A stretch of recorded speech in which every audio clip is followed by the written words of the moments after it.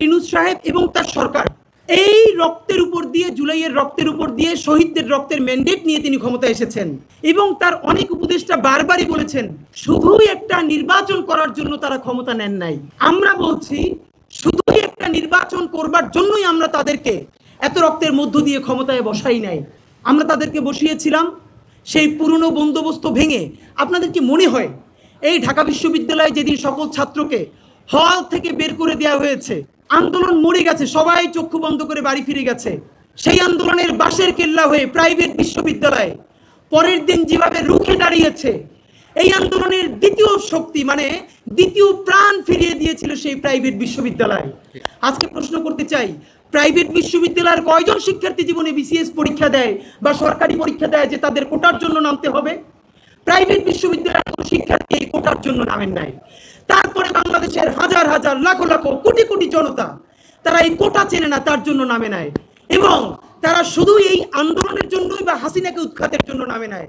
তারা নেমেছে এমন একটা ফ্যাসিবাদী শক্তি, যেই শক্তি তাকে ন্যূনতম মানুষ হিসেবে বেঁচে থাকার মর্যাদা দেয় না, তাকে গুম করে, খুন করে, রোজা অবস্থায় ধর্ষণ করে, আয়না ঘরে নেয়, তার জবান তাকে কেড়ে নেয়। এর বিরুদ্ধে সে বারবার লড়তে চেয়েছে, সে চূড়ান্ত কোনোভাবে ডাক পায় নাই। সেই ছাত্র জনতাকে দেখেছে নেমেছে, এই সুযোগে সে রাজপথে নেমে এসেছে।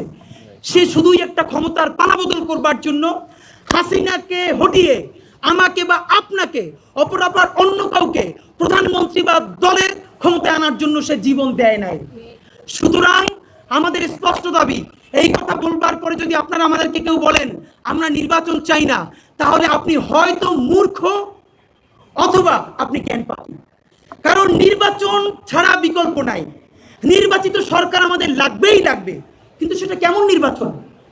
আমরা কি সেই নির্বাচন দেখতে চাই যে জেডিসিরা রাতের আধারে দিনের ব্যালট ধরে রেখেছে, তারাই তো এখন আবার রিটার্নিং কর্মকর্তা হবে? আপনি বলেন 64 জেলায় কয়জন ডিসি পরিবর্তন হয়েছে? আইদার তাকে ডিসি থেকে এখন আবার সচিবালয় আনা হয়েছে, সচিবালয়ের সেই সব কুশীলকদেরকে এখন আবার ডিসি বানানো হয়েছে। আমলাতন্ত্রের মধ্যে আমরা কোন সংস্কার করেছি? যেই ডিসি, যেই এসপি শত শত কোটি টাকা খেয়ে আমেরিকায় বাড়ি করেছে, কানাডায় করেছে, বেগমপাড়ায় বাড়ি কিনেছে, তারা এখন আবার রিটার্নিং কর্মকর্তা হবে এবং যার কাছ থেকে টাকা নিয়ে আবারও এমপি বানালে টাকা পাওয়া যাবে, তাকে এমপি বানিয়ে দিবে। এমন একটা নির্বাচন কি আমরা চাই? না। আমরা ইতিহাসের নিরিখে শেখ মুজিব ক্ষমতায় আসার পর বাংলাদেশের সব থেকে কলঙ্কিত নির্বাচন হয়েছিল স্বাধীনতার পরেরটা। এইটা নায়ক ফারুক পর্যন্ত বলেছে, হেসে হেসে তারা 5-6-এ পরে তার আনন্দ নিয়ে ভোট দেয়। কত বড় নির্লজ্জ জাতি! 5-এ পরে ভোট দেয়, তা আবার গর্ব করে। এই হলো তাদের 71-এর চেতনা। এই 71-এর চেতনা বিক্রি করে যারা বাংলাদেশকে বিক্রি করে দিয়েছিল, বাংলাদেশের জনগণ তাদের বিরুদ্ধে যুদ্ধে নেমেছিল।